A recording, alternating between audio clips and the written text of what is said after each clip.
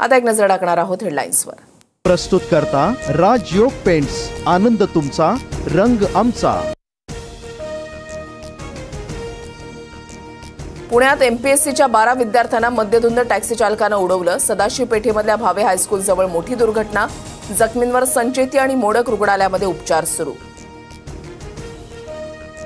पुणे अपघातामध्ये जखमी झालेल्या 7 एमपीएससी विद्यार्थ्यांची आज परीक्षा। विद्यार्थी परीक्षेला मुकण्याची शक्यता। आमदार हेमंत रासनेंची पुण्यामधल्या अपघातासंदर्भात मुख्यमंत्र्यांशी चर्चा। अपघातग्रस्त एमपीएससी विद्यार्थ्यांना आजच्या परीक्षेमध्ये सवलत देण्याची मागणी। मुख्यमंत्र्यांकडूनही सकारात्मक प्रतिसाद। पुणे एमपीएससी विद्यार्थी अपघातामधील आरोपी टॅक्सी चालक जयराम मुळे आणि गाडी मालक बिबवेवाडी पोलिसांच्या ताब्यात। चालकाला गाडी चालवता येत नसल्याची प्राथमिक माहिती। पुण्यामधील अपघातामध्ये जखमी झालेल्या विद्यार्थ्यांशी उपमुख्यमंत्री एकनाथ शिंदेंचा संवाद। फोनद्वारे शिंदेंकडून विद्यार्थ्यांची विचारपूस।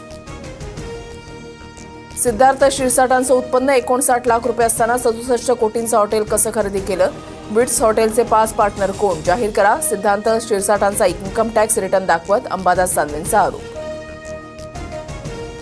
अंबादास दानवेंनी दलाली करू नये, हॉटेल खरेदीबाबत अंबादास दानवेंच्या आक्षेपानंतर संजय क्षीरसाठांचा पलटवार। एनडीए सोबत युती करणं आमची चूक होती, संधी मिळेल त्या दिवशी एनडीएला सत्तेतून बाहेर काढू, महादेव जानकरांचा इशारा। निलेश चव्हाणच्या पिंपरी चिंचवडमधील घरातून शशांक, लता आणि करिश्मा हगवणेच्या मोबाईलसह लॅपटॉप जप्त। निलेशची बंदूक आणि पासपोर्टही पोलिसांच्या ताब्यात। वैष्णवीच्या वडिलांकडून हगवणे कुटुंबियांनी रुखवतसाठी 1.5 लाख रोख मागितले। पूनम जालिंदर सुपेकरांच्याद्वारे पैसे घेतल्याचा अंजली दमानी यांचा दावा। पूनम सुपेकर या शशांक हगवणेच्या मामी। देशामध्ये 24 तासात 685 नव्या रुग्णांची नोंद। एकूण रुग्णसंख्या 3395 वर, तर 4 मृत्यू।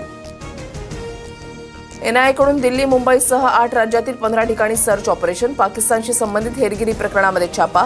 काही आर्थिक व्यवहाराची कागदपत्र आणि इलेक्ट्रॉनिक गॅझेट जप्त। जम्मू काश्मीर, पंजाब, राजस्थानसह गुजरात, हरियाणा, चंदीगडमध्ये नागरी संरक्षणाचं मॉकड्रिल। शत्रूची विमानं, ड्रोन आणि क्षेपणास्त्र हल्ल्यांची परिस्थिती चित्रित। हवाई हल्ल्याचा इशारा देणारे सायरन सुद्धा वाजवले।